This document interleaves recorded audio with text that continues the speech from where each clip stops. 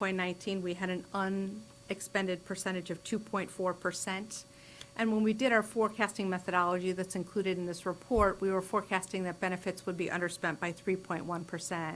Right? That's not tracking consistently with us spending faster than we did last year. Right? So if we continue based on our current trend, we could end the year underspending benefits by only 1.5%, which will reduce the amount of variance we're projecting for benefits by half. So that's something we really want to continue to look at for the next month, and really refine those forecasts that we look at for our projections for the end of the year. So overall, if we look at the variance for revenue and expenditures, we currently are projecting that we'll have an ending balance of approximately $800,000 prior to assuming any adjustment in that benefits forecast. So again, every year we look to refine our budgeting and forecasting with the goal of increasing our accuracy and assuring we don't overspend our budget. So the last thing included in the report, starting on page 8, are all of the actual revenue and expenditures for each object through January, which is month 7. So thank you for the opportunity to present the monthly budget report. Thank you, Ms. Michael. Are there any questions or comments? Mr. Redinger. One really small question, Ms. Michael. I look through this every month and I always see something different. This year, my question, or this month, my question is on page 14 in the educational supplies line. It's not a hugely significant amount, but there's right now, it's not half, but it's approaching half of the educational supplies budget is unspent. So I spent a lot of time in government and I did budgets, and usually when supplies budgets are spent at that slower rate, it's an indication that there's going to be some inefficient spending and some people buying things that they ought not at the year. So I'm just curious about that. So I think you're entirely right. One of the things we've really been working on is people tend to hang on to that money because they're afraid, like they don't want to spend too much or they're not sure what their needs are. But when I look at an unspent percentage, I look at money that we could have spent and actually used the items this school year. So we really do want to expend that money much earlier in the school year and not wait till the end. So I agree that we have the risk of not making a great purchase, but to me the greater risk is we're not utilizing those resources in this current school year. So we'll ensure that we follow back up and just remind principals about where they're at in their spending and encourage them to do so sooner versus later. Something that often happens in the federal government, at least, is if you don't obligate the money quickly enough, it gets reallocated. So that's an incentive to at least obligate it quickly. Thank you, Mr. Redinger. Ms. Litton. I'm just curious on the benefits piece, like what do you think is causing the variance? Because it seems like it would be something that you would be able to predict how much you're going to spend each month. So just curious. No, and I would agree, and I smile because some of these things you are getting easier. Michelle has done an absolutely great job getting things more refined and more refined. I would say part of our challenge is when we look at, in the past, I don't think we had a super great methodology for as we were making changes and hiring. One of the things that happens is we budget and place people in positions on a one-to-one basis. So every single position has one person in one position. So when we start each school year, if somebody moves and they used to teach 2nd grade and now they teach 3rd grade, we have to take them out of one position and put them in another position and update all of the account coding that goes with it. And in the past, I'm not sure how great of a job we did in terms of updating that information. So as we're working to refine where things are posting, it's always when you touch one thing, you find another thing that you need to adjust. Right, so Michelle's really been looking at making sure we're getting the right people posting to the right places. Right, so that's the first thing. As we're forecasting out and we're looking at exactly what's being expended, if we don't have everything in the right bucket, you don't always make the right assumption. And then the other challenge that we have that I think truly is a challenge is when we look at some people that are paid over 11 months and over 12 months, we have them in the same code. So our forecasting methodology where we look at how many months have we expended, what are we expending each month, and what should we be expending going forward. When you have people with different contract lengths, that forecasting isn't always smooth. And then lastly, when you look at the benefits percentages and where we're spending on benefits, some of it has to do with the timing of when we're posting things as well, right? So if we look at if we're processing the accrual, for example, for the expenditures we know we're going to have over the summer that need to be posted back to this fiscal year, when did we post them in time? So if we had already posted them last year at this point, but we haven't yet posted them this year, we're not comparing an apples to apples, right? So we're really working to make all of our payments super consistently as well, so we can really track that amount. And then the last challenge in terms of benefits are when people have changes in their family situations, or when people are in and out on leave, really trying to refine where are we getting the best data in terms of that forecasting methodology. Because we're small, just a few changes in people can have a bigger impact than other places. Ms. Downs? Thank you, Mr. Anderson.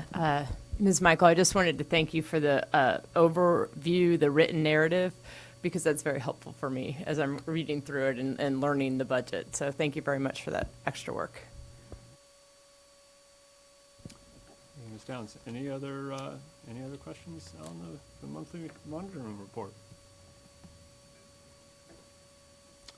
Seeing none, thanks. Ms. Russell, you had a question you wanted to raise, I think.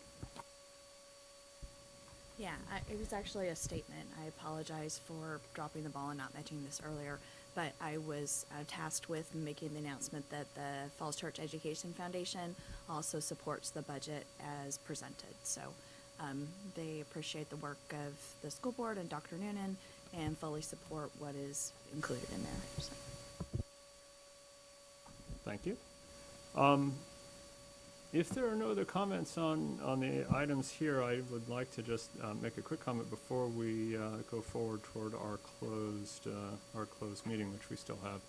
So I'm just looking down the table and looking around this side to make sure.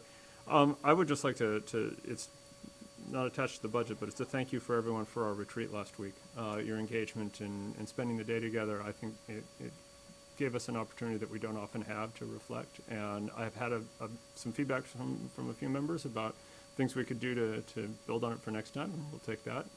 And in particular, I'd like to encourage folks to take a look at the documents that Dr. Noonan sent in his weekly update and think about how we might pull those together in a future conversation and build from there. So, but thank you very much.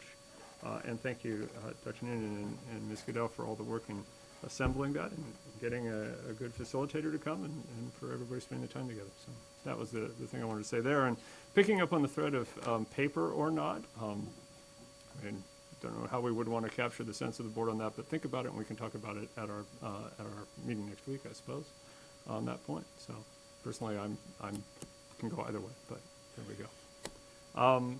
Anything else that anyone wants to raise right now related to budget before we go into our closed session? Ms. Dimick. Hi there. I know it's really unlikely. But what if all of the families in the embassies in China and maybe in Asia decided they really wanted to come home?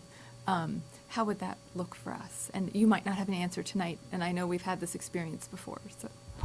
Yeah, it's a great question, and one that I think we're trying to plan for in some ways, certainly with developing an infrastructure for registration and the like, but I think maybe your question's more to how would we handle it with numbers of teachers. So last year, at this time, not at this time, a little bit later, we got a little bit more money from the general government than we anticipated because revenues went up.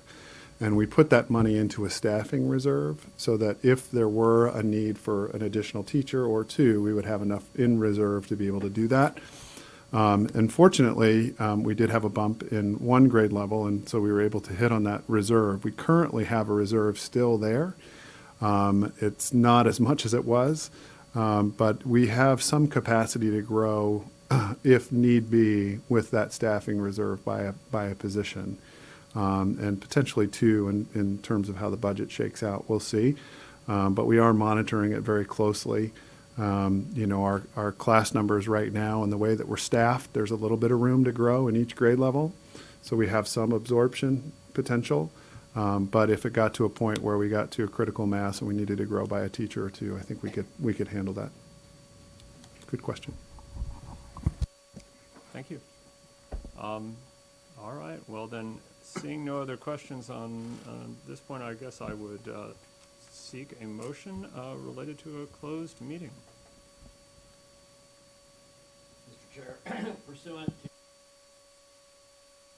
I move that the board convene a closed meeting for the following purpose: to discuss or consider the identified subject matter, student matters under section 2.23711A2, in particular enrollment of a non-resident student, Henderson Middle School under policy 9.21, non-resident student admission and tuition, interrupted residence. Thank you, Mr. Reitinger. Is there a second? Thank you, Ms. Russell. Thank you, Ms. Russell. Ms. Goodell, do we? Please. Mr. Anderson? Yes. Ms. Dimick? Yes. Ms. Downs? Yes. Ms. Litton? Yes. Mr. Reitinger? Yes. Ms. Russell? Yes. And Mr. Webb? Yes. Thank you. Thank you. And